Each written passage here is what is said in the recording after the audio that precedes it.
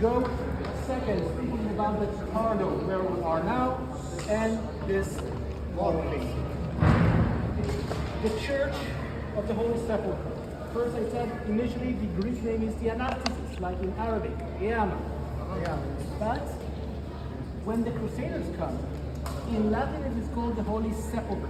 Sepulchre in Latin, grave. Okay, so from the Church of the Resurrection, it is now named the Church of the Tomb. Grave. And this is in most European languages. Every night the church is locked. Every morning it is opened. But by whom? Muslim family, two Muslim family. Muslim family. نشاشيبي نسيبة والحسيني جود الحسيني. Who gave them the keys? At this time of year, it's usually around 8:30 in the evening, and very early in the morning, like 4:55. Can you repeat please the name? Yeah, the family names are Nesebe and Jode, One of them with walks, James. and the other keeps the Now, as we were in, we saw there was a person with a light blue shirt, Wadi Nesebe. Now, they got the keys from Saladin, when he conquered Jerusalem from the Crusaders, he let the Christians keep praying. But, on purpose, and thank you, he gave the keys to the church to Muslim families, so they're not part of all this Fights. We spoke of the status quo agreement. Okay, so they're not part of it. And it's part of the honor of these two families that they are the keepers of the keys to the Church of the Holy Sepulchre. They would never give it up. There was a story about one of the Nusayras 3 years ago that he sold an apartment to Jews in the old city, and the family was pressing him to give the key to someone else because he is not entitled to have this honor. Later on, he said it wasn't him, and everything was okay. After half a year, it all became okay. That's part of the special arrangements in Jerusalem. And during the night, each denomination leaves months for the night shift, night vigil, to pray and keep the lights and go around, and then stay up until Mr. Rocher Sebe would open. One of them opens and one of them has the key. Sure, One open and close, and one have the keys. One is the owner again, so nobody, you don't have a single person in charge, they keep an eye on each other.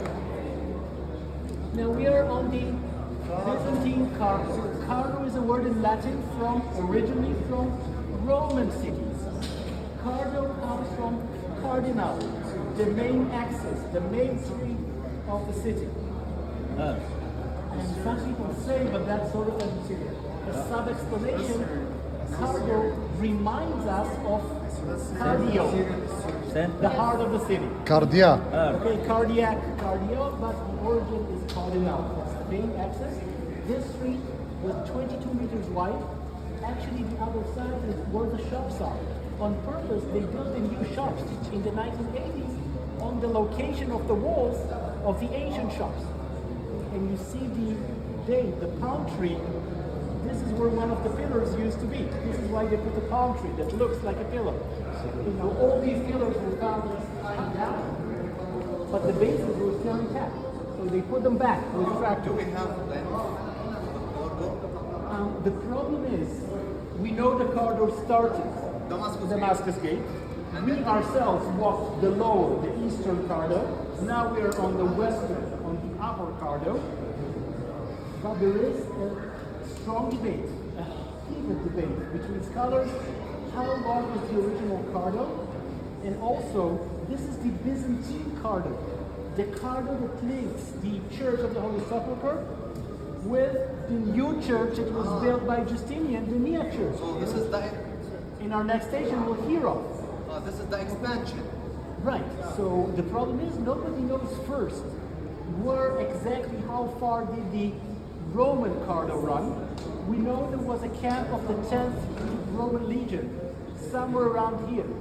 So some historians say, well, there is no point in the Cardo extending beyond the camp because the camp has its own streets.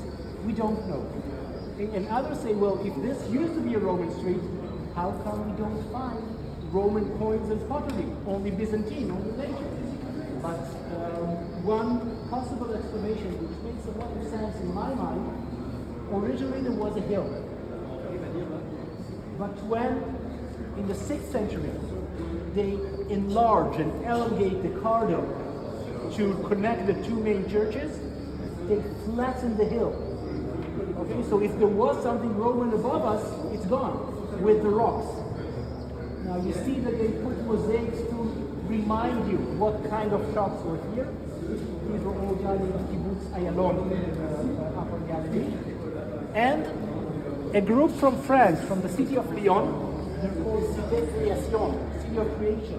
They were in 100 areas around the world. Luckily for me, I was in the advising team as an archaeologist, and they asked us to bring them the findings, arranged within 100, 200 meters from the Cardo. What did they find? This is what they want to paint. And we know that there was a potter's workshop for all kind of clay jars. So you see the potter's wheel. We know there was a glass artist workshop, glass blowing, like you have in Hebron today, Khalil. And this is quite rare to find. How do we know there was a workshop? Because we find all the pieces that were bad pieces and thrown out. Molten glass and twisted pieces. Okay, so we know they were here. These are the finest and most expensive vessels that you can get. Okay, we do have them in Roman Jerusalem, but they're very expensive. Only the priests and the aristocracy could afford it. Now, where are we? We are in the upper city. Okay? And Josephus speaks of the place of the aristocracy. It makes perfect sense to have these and the jewelry. You see the connection between old and new. Now look at the girl. You see the pen that holds the toga? Do you notice from a coin? The shekel. This is a Persian coin. Okay, so she has a Byzantine gown, but this reminds us of First Temple times. What is this? It could be Moses, because he was chosen by God, because he was a very good shepherd and he was chasing all the goat kids that were running away. The Hebrew sources speak of King David also as a shepherd. This is what the Hebrew Bible tells us. This is how he started. Who else is a shepherd? Jesus is the good shepherd. He holds the lamb. And again, the lamb reminds us again what happened to Jesus. The sacrifice. The last, now this is the motif that you have in art, especially in Christian art, but not only, for 2,000 years. The laces, we have it in Israel. I don't know if anybody read the biography of Ariel Sharon, the late Prime Minister. He has a picture, he had a sheep farm in the Negev. And on the cover he is pictured with the lamb on his shoulders. On purpose. He is the shepherd. So the upper city starts from here all the way to Zion? True, yeah. Okay. Now, This is the only part you it can found see the from Cardo Magdala. going further down. We Yes, just yes. came. Okay, now the Cardo used to be 22 meters.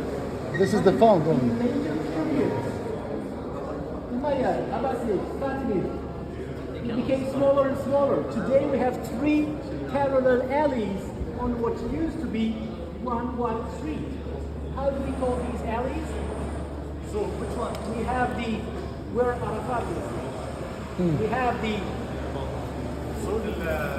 ايش هو ايش هو؟ here we have the market of the butchers. سوق العطارين species spices Spices, herb sellers. And the third is بشوات which means which is mean the people the high people the high level people سوق البشوات بسواء خواجات that's another name.